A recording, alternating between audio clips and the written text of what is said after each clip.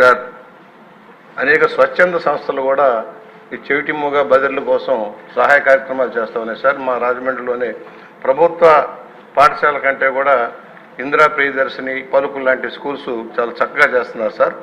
దాతల సహకారంతో వాళ్ళు నడుపుతూ ఉన్నారు. ఇన్ఫ్రాస్ట్రక్చర్ వాళ్ళకి ఏదైనా మనం సహాయం చేయగలమని ఆలోచన చేయండి. ఎందుకంటే ప్రపంచవ్యాప్తంగా అమెరికా లాంటి దేశాల్లో వికలాంగులకు ఇచ్చే ప్రయారిటీ మనం వీలేకపోతున్నాం మన దేశంలో. దురదృష్టం ఏంటంటే వాళ్ళ సదరం సర్టిఫికేట్లప్పుడు కూడా మేము చూస్తూ ఉన్నాం. సరైన న్యాయం జరగక అసలైన అర్హులు దూరం అయిపోతూ ఉన్నారు. బోగస్ వాళ్ళు మాత్రం లబ్ధి పొందే పరిస్థితి వస్తూ ఉంది. దాన్ని ఒకసారి చెక్ చేయాల్సిన అవసరం ఉంది. ఎందుకంటే ఈ సదరం మళ్ళీ మొదలెట్టిన ఈ మధ్య గత ప్రభుత్వ హయాంలో వాలంటీర్లు వాళ్ళు ఇష్టారాజ్యంగా చేసిన పర్యవసనంగా అర్హులు నష్టపోయారు. ప్రైవేట్ రంగంలో కూడా ప్రభుత్వ బదిర పాఠశాలలు కానీ అంధ పాఠశాలలు కానీ కూడా సక్రమంగా చేయాల్సిన అవసరం ఉంది. మేము వెళ్ళిన చూసిన అధ్వానంగా ఉన్నాయి పరిస్థితులు. వాటిని రెక్టిఫై చేయాల్సిన అవసరం ఉంది. ఒకటి, మనం కూడా మానవత్వంగా టాప్ ప్రయారిటీ ఇవ్వాల్సిన అవసరం ఉంది. వాళ్ళ జీవితాల్లో వెలుగులు నింపాలంటే, వాళ్ళ మనోధైర్యం కల్పించాలంటే ప్రత్యేక శ్రద్ధ తీసుకోవాల్సిన అవసరం ఉంది. ఆ ఇతర అభివృద్ధి చెందిన దేశాల్లోగానే మనం కూడా వాళ్ళకి టాప్ ప్రయారిటీ ఇవ్వాల్సిందిగా మంత్రి గారి ద్వారా కోరుతూ ఉన్నాం.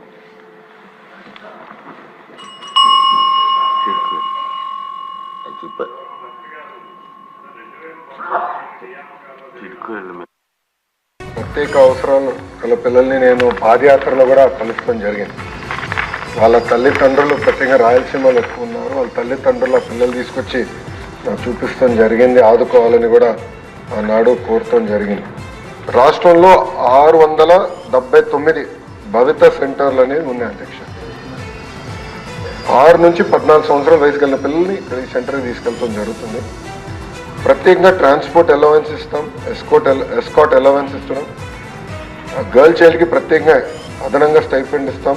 ఇంకా హోమ్ బేస్డ్ ఎడ్యుకేషన్ కూడా ట్యూషన్లు ఆయన పెట్టుకోవాలంటే అదనంగా కూడా ప్రభుత్వం డబ్బులు ఇస్తుంది. కానీ నన్ను అడిగితే ఇది సరిపోదు. మాటలు నాకు చెప్తే ఇది సరిపోదు. ఆల్రెడీ వాళ్ళు అనేక ఇబ్బందులు ఎదుర్కొంటున్నారు. సమాజంలో అనేక అవమానాలు పడుతున్నారు. చదవాలని తప్పన ఆ పిల్లల్లో ఉంటుంది. టెక్నికల్ రీజన్ వల్ల ఐఐటి ఎన్ఐటిలో వాళ్ళకి అడ్మిషన్స్ రాలేదు.